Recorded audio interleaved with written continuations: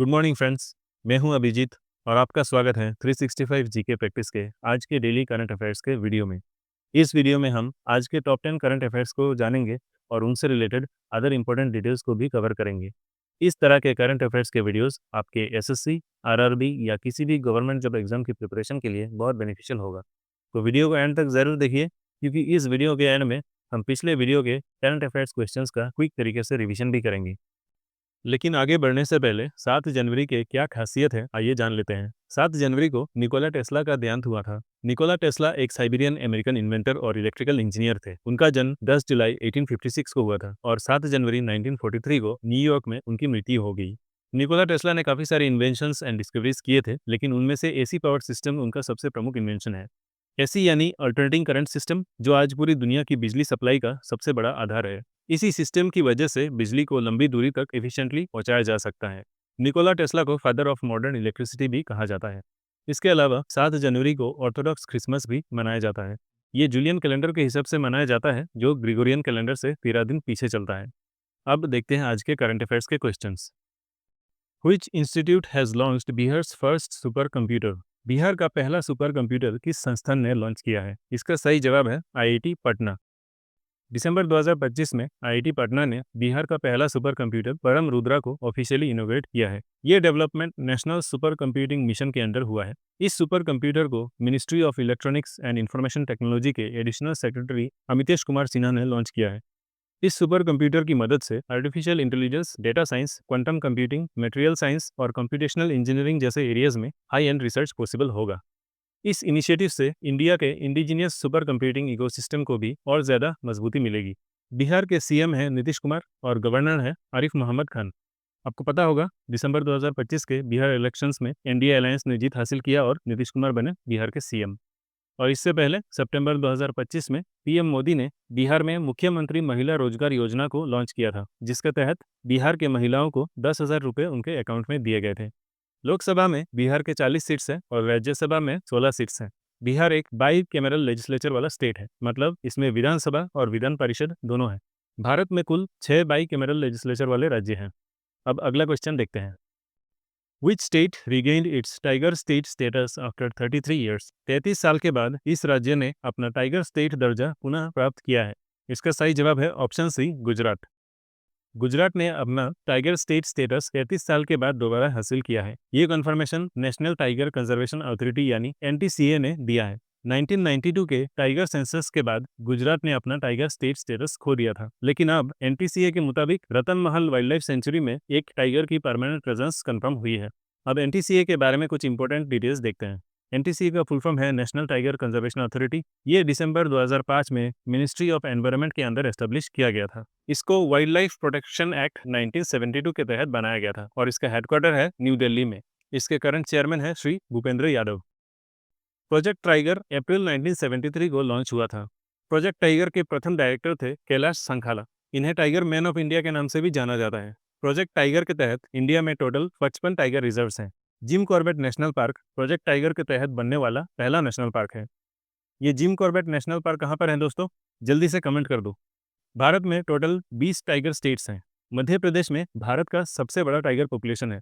ऐसे ही exam oriented important current affairs और स्टैटिक जीके में धुरंधर बनने के लिए हमारे चैनल को सब्सक्राइब करें। अब आगे चलते हैं।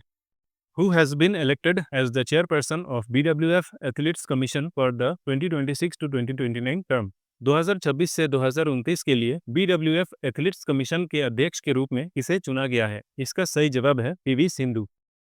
पीवी सिंधु को बैडमिंटन वर्ल्ड फेडरेशन यानी बीडब्ल्यूएफ की एथलेट्स कमीशन का चेयरपर्सन चुना गया है। उनका टर्म 2026 से 2029 तक रहेगा। इस रोल के साथ सिंधु बीडब्ल्यूएफ काउंसिल की मेंबर भी होंगी। पीवी सिंधु ने गासिया पुल्ली की जगह ली है, जो इंडोनेशिया की ओलंपिक गोल्ड मेडलिस्ट है। पीवी सिंधु ने 2016 के रायो ओलंपिक्स में सिल्वर और 2020 के टोक्यो ओलंपिक्स में ब्रॉन्ज मेडल जीता है। इससे 2 ओलंपिक मेडल जीतने वाली वो भारत की पहली महिला बनी। पीवी सिंधु का पूरा नाम क्या है, यह आप मुझे कमेंट करके बताएंगे। बीडब्ल्यूएफ एथलीट्स कमीशन में नेदरलैंड्स की डेबोरा येला को डेप्यूटी चेयर बनाया गया है। अब बात करते हैं बैडमिंटन वर्ल्ड फेडरेशन के बारे में। बीडब्ल्यूएफ का पूरा नाम है बैडमिंटन वर्ल्ड फेडरेशन। इसकी स्थापना 1934 को हुई थी। पहले इसका नाम इंटरनेशनल बैडमिंटन फेडरेशन हुआ करता था। 2006 में इस नाम को बदलकर बीडब्ल्यूएफ रखा गया। इसका हेडक्वार्टर्स मलेशिया के राजधानी कुआलालंपुर में स्थित है। BWF के करंट प्रेसिडेंट है खुनिंग पतमा लिस्वर्ट ट्राकुल, जो थाईलैंड से हैं। सेक्रेटरी जनरल हैं थॉमस लंड, जो डेनमार्क से हैं। और CEO हैं रिचर्ड वॉन, जो ऑस्ट्रेलिया से हैं। मलेशिया के करंट हेड ऑफ स्टेट हैं सुल्तान इब्राहिम इस्कंदर, और हेड ऑफ गवर्नमेंट हैं prime minister Anwar Ibrahim. Malaysia के करेंसी का नाम है मलेशियन रिंगिट, और एक मलेशियन रिंगिट लगभग हमारे 22 रुपए के बराबर है। अब आगे चलते हैं। India's first bullet train will run between which two cities? भारत की पहली बुलेट ट्रेन इन दो शहरों के बीच चलेगी। इसका सही जवाब है ऑप्शन बी, मुंबई और अहमदाबाद के बीच। इंडिया की पहली बुलेट ट्रेन 15 अगस्त 2027 को लॉन्च होने जा रही है। ये ट्रेन मुंबई और अहमदाबाद के बीच चलेगी। रेलवेज मिनिस्टर अश्विनी वैष्णव ने बताया है कि इंडिया की पहली bullet train project Ahmedabad Mumbai corridor पर बन रहा है, और इस प्रोजेक्ट का पहला सेक्शन सूरत और बिलीमोरा के बीच खुला जाएगा। अहमदाबाद मुंबई के इस 508 किलोमीटर लंबी कॉरिडोर को national high speed rail corporation द्वारा एग्जीक्यूट किया जा रहा है। बुलेट ट्रेन मुंबई से अहमदाबाद का सफर सिर्फ 1 घंटा 58 मिनट में पूरा करेगी। इस Mumbai Ahmedabad high speed rail project की एस्टिमेटेड कॉस्ट लगभग 2 लाख करोड़ रुपए के बराबर माना जा रहा है। इस प्रोजेक्ट का 81% funding Japan international corporation agency यानी JICA के थ्रू हो रहा है। अब नेक्स्ट क्वेश्चन देखते हैं। Who launched India's first ever national level organized crime network database ONCD? Bharat का पहला राष्ट्रीय स्तर का ऑर्गेनाइज्ड क्राइम नेटवर्क डेटाबेस किसने लॉन्च किया? इसका सही जवाब है Amit Shah. Minister of home affairs Amit Shah ने भारत का पहला national level organised crime network database यानी OCND को ऑफिशियली शुरू किया है। इसका मेन एम है क्रिमिनल सिंडिकेट्स पर नजर रखना। अमित शाह ने इस डेटाबेस का इनॉग्रेशन एंटी टेरर कॉन्फ्रेंस 2025 के दौरान किया है। यह कॉन्फ्रेंस नेशनल इन्वेस्टिगेशन एजेंसी यानी NIA द्वारा 26 और 27 दिसंबर को नई दिल्ली में ऑर्गेनाइज किया गया था। OCND को NIA ने स्टेट पुलिस फोर्सेस और नेशनल इंटेलिजेंस ग्रिड यानी नेट ग्रिड के क्लोज कोलैबोरेशन से डेवलप किया है। इस डेटाबेस की एक और खास बात यह है कि इसमें फिंगरप्रिंट डेटा और वॉइस मैचिंग फैसिलिटीज भी शामिल हैं। अब अगला क्वेश्चन देखते हैं। How many additional solicitors general were appointed by the central government on December 22, 2025? 22 दिसंबर 2025 को केंद्र सरकार द्वारा कितने एडिशनल सोलिसिटर जनरल नियुक्त किए गए? इसका सही जवाब है option B, 3 solicitors general were appointed on 22 दिसंबर 2025। Senior advocates Devinder Pal Singh, K Ravindra Kumar और अनिल कौशिक को एडिशनल सोलिसिटर्स जनरल के रूप में अपॉइंट किया गया है। एडिशनल सोलिसिटर्स जनरल भारत के सीनियर लॉ ऑफिसर्स होते हैं, जो यूनियन गवर्नमेंट के प्रतिनिधित्व कोर्ट में करने के लिए सोलिसिटर जनरल की सहायता करते हैं। सोलिसिटर्स जनरल देश के दूसरे सबसे उच्च लॉ ऑफिसर होते हैं, जो अटॉर्नी जनरल ऑफ इंडिया के अधीन काम करते हैं। सोलिसिटर जनरल ऑफ इंडिया की नियुक्ति राष्ट्रपति द्वारा की जाती है, लेकिन सिफारिश कैबिनेट अपॉइंटमेंट्स कमेटी के द्वारा आती है, जिसके अध्यक्ष प्रधानमंत्री होते हैं। सोलिसिटर जनरल ऑफ इंडिया की नियुक्ति the law officers condition of service rules 1987 के तहत नियंत्रित होती है। सोलिसिटर जनरल और एडिशनल सोलिसिटर जनरल दोनों पोस्ट के लिए नियुक्ति का प्रोसेस सेम है। अटॉर्नी जनरल ऑफ इंडिया देश का सबसे उच्च लॉ ऑफिसर होते हैं, और इनकी अपॉइंटमेंट प्रेसिडेंट ऑफ इंडिया द्वारा आर्टिकल 76 के तहत यूनियन कैबिनेट के रिकमेंडेशन से होती है। Current attorney general of India है R वेंकट रमनी, और सोलिसिटर जनरल ऑफ इंडिया है तुषार मेहता। अब नेक्स्ट क्वेश्चन देखते हैं। Where is the world's largest open air theatre festival Dhanu Yatra held? विश्व का सबसे बड़ा ओपन एयर थिएटर उत्सव धनु यात्रा कहाँ आयोजित होता है? इसका सही जवाब है उड़ीसा के बारगृह में। धनु यात्रा दुनिया का सबसे बड़ा ओपन एयर थिएटर फेस्टिवल माना जाता है। इसका 77वां एडिशन उड़ीसा के बारगृह में 24 दिसंबर से 3 जनवरी तक चला था। इस फेस्टिवल के दौरान पूरा बारगृह शहर 11 दिन के लिए मथुरा में बदल जाता है, जहां भगवान कृष्ण के जीवन से जुड़ी घटनाओं का लाइव एनेक्टमेंट किया जाता है। धनु यात्रा को नेशनल फेस्टिवल का दर्जा दिया गया है। बारगृह को राइस बोल ऑफ उड़ीसा या भात हांडी के नाम से भी जाना जाता है। उड़ीसा के करंट CM हैं श्री मोहन चरण मांझी, और गवर्नर हैं डॉक्टर के हरिबाबू। अगला सवाल देखते हैं। Which organisation unveiled the first Indian standard for agarbattis? अगरबत्तियों के लिए पहला भारतीय स्टैंडर्ड किस संगठन ने जारी किया? इसका सही जवाब है bureau of Indian standards BIS।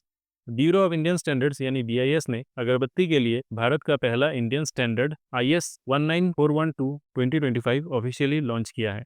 ये अनाउंसमेंट 24 दिसंबर 2025 पर की गई, जो कि नेशनल कंज्यूमर डे के रूप में मनाया जाता है।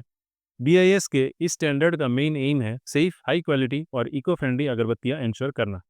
इस स्टैंडर्ड के तहत हार्मफुल इंसेक्टिसाइड्स और टॉक्सिक सिंथेटिक फ्रेग्रेंसेस पर पूरी तरह से रोक लगाई गई है।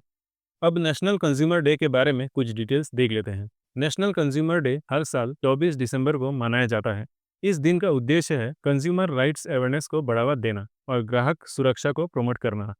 2025 के नेशनल कंज्यूमर डे का थीम था efficient and speedy disposal through digital justice. National consumer day को मनाने की शुरुआत 1986 में हुई थी, जब कंज्यूमर प्रोटेक्शन एक्ट को लागू किया गया था। अब ब्यूरो ऑफ इंडियन स्टैंडर्ड्स के कुछ डिटेल्स जान लेते हैं। इसकी स्थापना 1986 को हुई थी। बीआईएस का नाम 1947 में इंडियन स्टैंडर्ड्स इंस्टीट्यूशन था और उसे 1986 में बदलकर बीआईएस बनाया गया था। इसका हेडक्वार्टर्स नई दिल्ली में है। बीआईएस का ऑपरेशन 20 एक्ट 2016 के तहत होता है।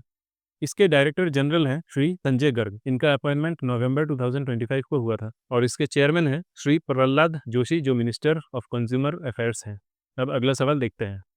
Which country has deployed the nuclear capable oceanic missile system in Belarus? आपको बताना है कि बेलारूस में न्यूक्लियर सक्षम ओशनिक मिसाइल सिस्टम किस देश ने तैनात की है। इसका सही जवाब है रशिया। रशिया ने nuclear capable oceanic missile system को बेलारूस में डिप्लॉय किया है। ओशनिक मिसाइल सिस्टम एक इंटरमीडिएट रेंज बैलिस्टिक मिसाइल है और इसकी रेंज 500 से 5500 किलोमीटर के बीच हो सकता है।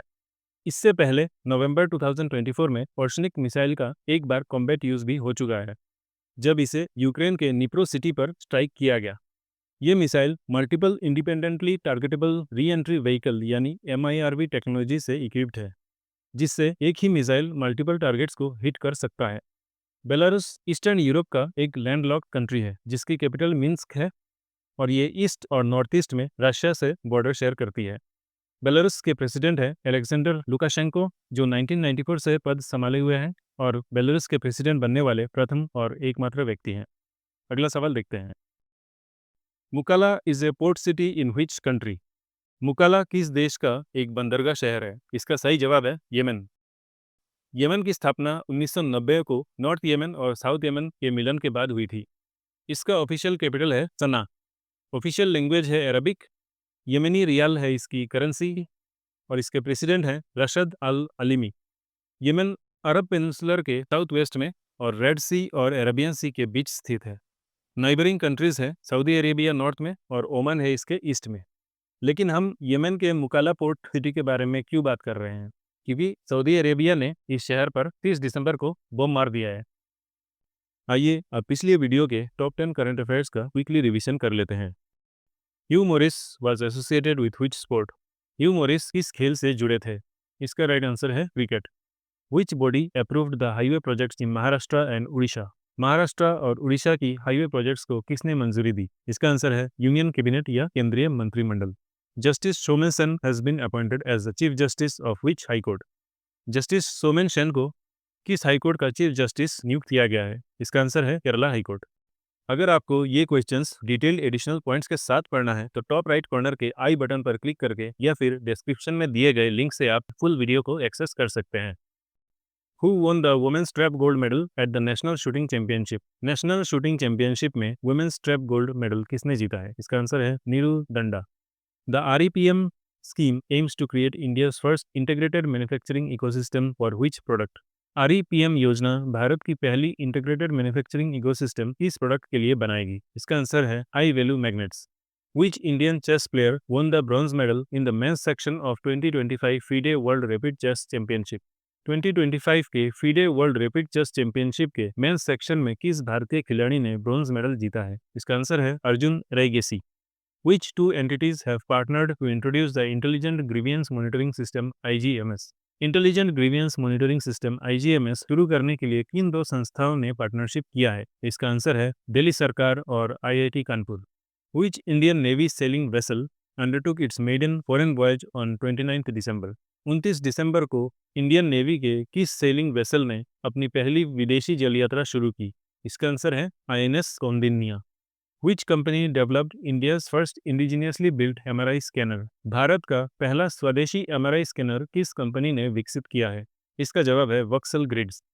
Who has been appointed as the Chief Executive Officer of Coal India Limited? Coal India limited के चीफ एग्जीक्यूटिव ऑफिसर के रूप में किसे नियुक्त किया गया है? इसका आंसर है बी साईराम। तो दोस्तों ये थे आज के टॉप 10 डेली करंट अफेयर्स। उम्मीद है इस वीडियो से आपको टॉप करंट अफेयर्स पर एक क्विक अंडरस्टैंडिंग मिला होगा। वीडियो अच्छी लगी हो तो लाइक, हाइप और शेयर करें और चैनल को भी जरूर सब्सक्राइब करें। मिलते हैं कल के टॉप 10 डेली करंट अफेयर्स के वीडियो में। Thanks for watching.